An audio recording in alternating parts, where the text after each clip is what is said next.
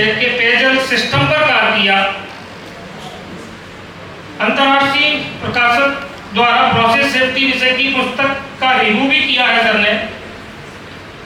और राजीव गांधी, छोटा सा है सर, ज्यादा नहीं, 2 लाइन सर। राजीव गांधी प्रौद्योगिकी विश्वविद्यालय और मध्य प्रदेश शासन की कई समितियों में सर है, उसमें सबसे एक महत्वपूर्ण समिति जो आपके ही महाकाल के नाम से जो यूनिवर्सिटी है, नगर में जो यूनिवर्सिटी है विक्रम विश्वविद्यालय, उसमें सदस्य के रूप में भी कार्य कर रहे हैं। तकनीकी पाठ्यक्रमों प्रवेश योग्य विद्यार्थियों की काउंसलिंग में भी सर ने काम किया है। उसके प्रभारी रहे हैं 9 साल से 9 ईयर, मोर देन 9 ईयर। और मध्य प्रदेश के माननीय मुख्यमंत्री द्वारा आयोजित मंथन 2016 कार्यक्रम में भी सदस्य के रूप में कार्य किया है। सर ने आईसीटी संस्थानों में भी scrutiny training and placement officer also. I worked as Dr. Dilip Sharma was reading out. I worked in some of the World Bank project, technical education quality improvement programs. Also in previously in examinations in different roles, and there are several other administrative works. Each and individual faculty member has to do and share these kinds of administrative responsibilities. So जो मेरा बड़ा परिचय दिया सबने, उसको सुन के आप ऐसे घबराना मत, ऐसे इन्फ्लुएंस मत होना। आप ही लोगों के बीच में से हूँ, इसी कॉलेज का छात्र रहा हूँ नाम से, क्योंकि अल्टीमेटली जो भी हम यहाँ पर जिस चीज के लिए हम आए हैं, बंद कर दीजिए चाहे तो वो दरवाजा, तो आना जाना करते रहेंगे बच्चे, प्लीज बंद कर दीजिए उसको, और आप अलाउ मत करिए कोई नया स्टूडेंट आता है।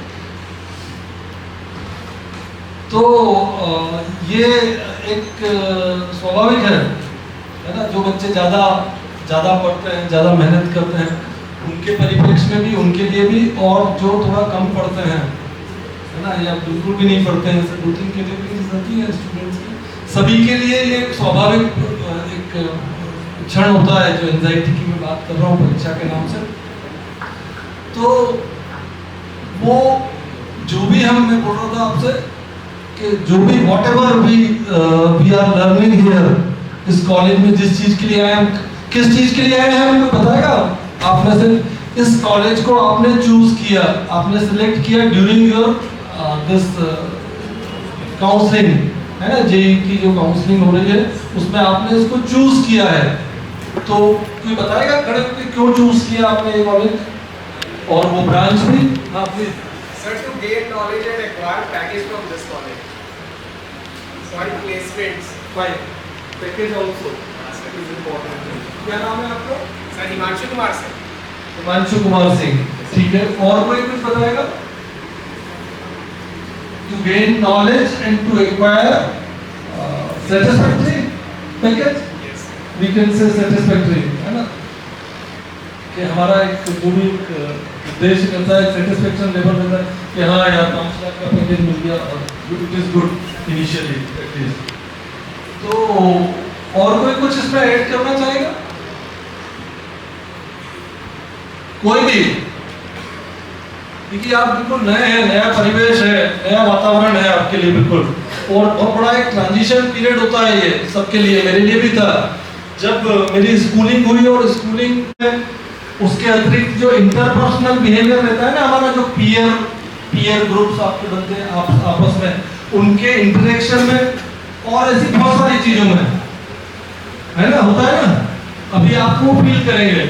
और इसीलिए ये जो एआईसीटी स्टूडेंट इंडक्शन प्रोग्राम जो पिछले 4-5-6 वर्षों से एआईसीटी ने कंपलसरी किया है कि each and every institution has to do this type of induction program prior to start the classroom teaching for all of the admitted students.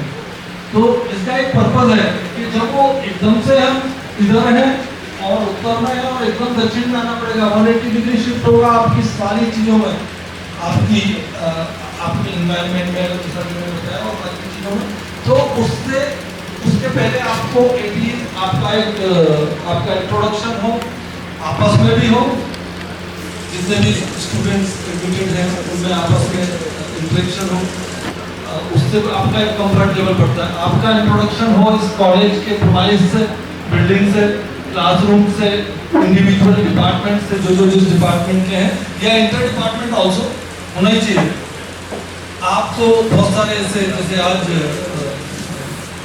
आपने एक बहुत अच्छा लेक्चर किया IT सेक्टर के जाने माने नाम है आप, ऐसे कुछ मोटिवेशनल, कुछ तकनीकी ज्ञान पे आधारित टेक्निकल नॉलेज जो होना चाहिए आपको भी स्टूडेंट ऑफ इंजीनियरिंग, उस तरह के लेक्चर से कुछ योगा प्राणायाम इस तरह की होंगी। तो ये सारा करके आपको हम सिर्फ माहौल में ढालने का प्रयास करते हैं कि जिससे वो जो आपको झटका लगता है ना 180 डिग्री वाला, तो आप एक अलग अलग परिवेश से, बहुत सारे लोग कुछ बड़े शहरों से होंगे, हो सकता है इंदौर या भोपाल, जबलपुर, ग्वालियर, उज्जैन, कुछ मीडियोकर सिटीज से होंगे, छोटे नागदा से भी हो सकते हैं, शाजापुर से हो सकते हैं, है ना, बड़नगर से हो सकते हैं, इस तरह के शहरों से होता है। कुछ हो सकता है स्टूडेंट बिल्कुल गांव से ही आए हो, मतलब अलग अलग एनवायरनमेंट, अलग अलग परिवेश से आप लोग आए हुए हैं, तो हर एक का बैकग्राउंड अलग है। टीचिंग लर्निंग का मेथड अलग अलग रहता है। अगर हम अलग अलग परिवेशों की बात करेंगे, अगर हम सरकारी स्कूल में पढ़ते हैं तो एक अलग लेवल रहता है, लेवल अच्छा रहता है पर एक अलग तरीका रहता है। हम किसी प्राइवेट स्कूल में पढ़ते हैं, उसका अलग रहता है, हिंदी मीडियम का अलग रहता है, इंग्लिश मीडियम का अलग रहता है।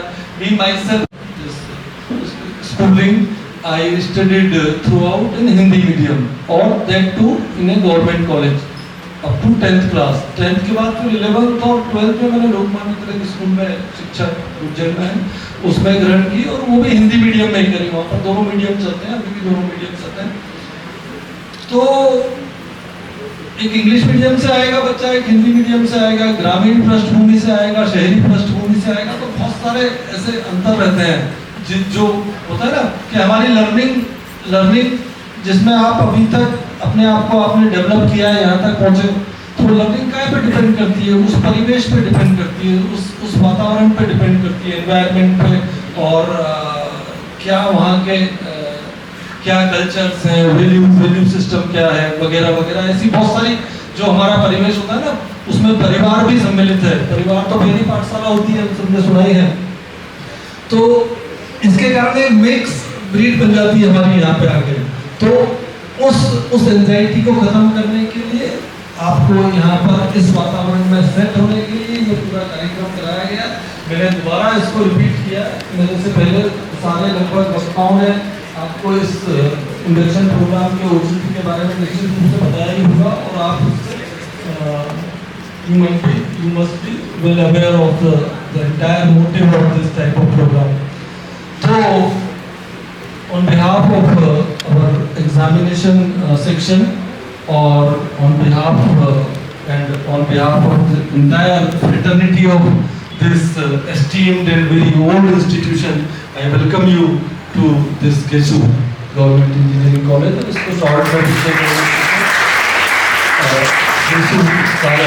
हम लोग जब पढ़ते थे तो नारे भी लगाते थे हम लोग, यीशु महाराज की जय। ये धीरे धीरे आपका जैसे जैसे इंटरेक्शन बढ़ेगा, आप आगे बढ़ेंगे, तो ये सब चीज़ें आपको सुनने में आएंगी। आपका एक बहुत ही सुदृढ़, बहुत ही फैंटास्टिक, एक बहुत ही रगड़ एलुमनी बेस है इस कॉलेज का सिंस 1909। तो काफ़ी बड़ा एक एलुमनी बेस है जिनसे आप समय समय पे इंटरेक्ट करेंगे। काफ़ी उत्साही लोग रहते हैं, उनके मन में भावना होती है कि किस तरह से हम जो हमारे नई जनरेशन है इस GESU की आने वाली, उनके लिए उनको कैसे गाइड करें, उनको कैसे हेल्प करें। तो वो सारा भी आपको इस इंस्टीट्यूशन में मिलेगा apart from your regular studies. तो फिर से आते हैं, ये जनरल क्योंकि इससे संबंधित था, मैं आपसे बात करना चाहता था, आपका कंफर्ट लेवल बढ़ाना चाहता था prior to talking about the examination, है ना। That is the worst thing in students perspective. इसको वर्स्ट मानते हैं, मैं भी मानता था। मैंने जहाँ जहाँ पढ़ाई की थी, 4-5 ऐसे हायर एजुकेशनल जो इंस्टीट्यूशन है, दिलीप शर्मा से बता रहे थे, मैंने पढ़ाई की, तो मैंने कभी भी एग्ज़ाम को मैंने मतलब वर्स्ट ही माना मैंने। और जो चीज़ एक सामान्य स्टूडेंट को महसूस होती है परीक्षा के नाम से, वो मैंने हमेशा फील करी है, हम सब ने फील की है। और मैं चाहता था कि कभी भी परीक्षा हो ही नहीं जाए, आगे बढ़ती जाए सतत, है ना। आप भी ऐसे ही सोचोगे, अरे यार तैयारी नहीं हो पाई और टाइम टेबल आ गया, क्या करें। चलो फिर थोड़ा सा हम अपने among you there are some leaders मतलब जो लीड करते हैं, लीडर्स मतलब नेता नहीं, जो लीड करते हैं सबको, तो उनकी सहायता से एकत्रित होकर फिर जाते हो प्रिंसिपल को बोले यार प्रेशराइज करते हैं कि कुछ एग्जाम का शेड्यूल आगे बढ़ाया जाए।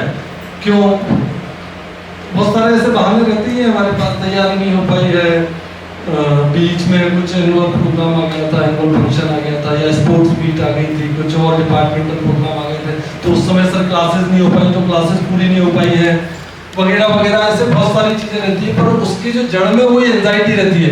फिर चलो, आप लोगों को पता है हमारा एकेडमिक्स का यहाँ पर सिस्टम क्या है, किसी कोई बताएगा?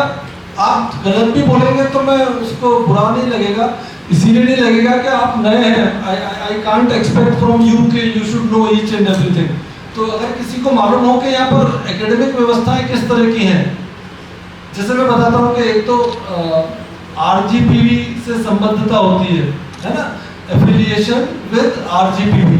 तो जितने भी तकनीकी संस्थान हैं, अगर वो यूनिवर्सिटी नहीं है इस प्रदेश में, तो उनको आरजीपीवी से एफिलिएट होना पड़ेगा, एफिलिएशन लेनी पड़ेगी, ठीक है। तो एफिलिएशन एक तो ये हो गया कि एफिलिएट होना पड़ेगा हमको, हमारी जो सेंट्रल टेक्निकल यूनिवर्सिटी है मध्य प्रदेश की, आरजीपीवी। दूसरा, उसके बाद दो तरह की चीजें आती हैं, या तो हम आरजीपीवी के हिसाब से गवर्न हो, तो आरजीपीवी का एक सेंट्रलाइज मेथड है, प्रोसेस है पूरे मध्य प्रदेश में जितने भी तकनीकी संस्थान हैं उनके लिए कि आरजीपीवी से का अपना एकेडमिक कैलेंडर रहेगा, आरजीपीवी के हिसाब से जो टाइम टेबल होंगे आपके एंड सेमेस्टर एग्जाम्स के, ऑफ कोर्स उसके हिसाब से आपकी परीक्षाएं होंगी, उसके जो क्वेश्चन पेपर्स वगैरह भी बन के आते हैं वो सेंट्रलाइज रहते हैं। कि अगर कोई बच्चा मैकेनिकल इंजीनियरिंग फर्स्ट ईयर में है, या मैकेनिकल इंजीनियरिंग सेकेंड सेमेस्टर में है, थर्ड सेमेस्टर में है, फोर्थ में है, फाइनल ईयर में, तो पूरे मध्य प्रदेश में वो एक ही पेपर एक जैसा सबको मिलेगा, जो उस तरह के इंस्टीट्यूशन है जो directly under the preview of आशा करें। तो परीक्षा से बात शुरू हुई थी। परीक्षा को मैंने बताया कि स्व इच्छा में बदलना है। स्व इच्छा में कैसे बदल सकते हैं, है ना, अच्छा वर्क करना, मेहनत करके। उसके लिए सबसे पहले क्लासेस में आना, रेगुलर क्लासेस में आना, जो पढ़ाया है सर ने, राय साहब ने जो भी पढ़ाएंगे उस दिन उसको जाके घर पे पढ़ना। उसमें से नहीं समझ में आता है तो आपस में पीयर ग्रुप में डिस्कस करना, नहीं आता है तो अपने सीनियर्स से पहचान रखो। हम तो सारी चीज़ें उनसे लेते थे, उनके नोट्स, बुक्स, जो रहते थे ना ड्राइंग बोर्ड्स, ड्राफ्टर, सब कुछ उनके यहाँ से उठा लाते थे। वो लोग भी बड़े happily they feel honour in that. ऐसी संस्कृति हमारे स्पेशली इस गेसू कॉलेज की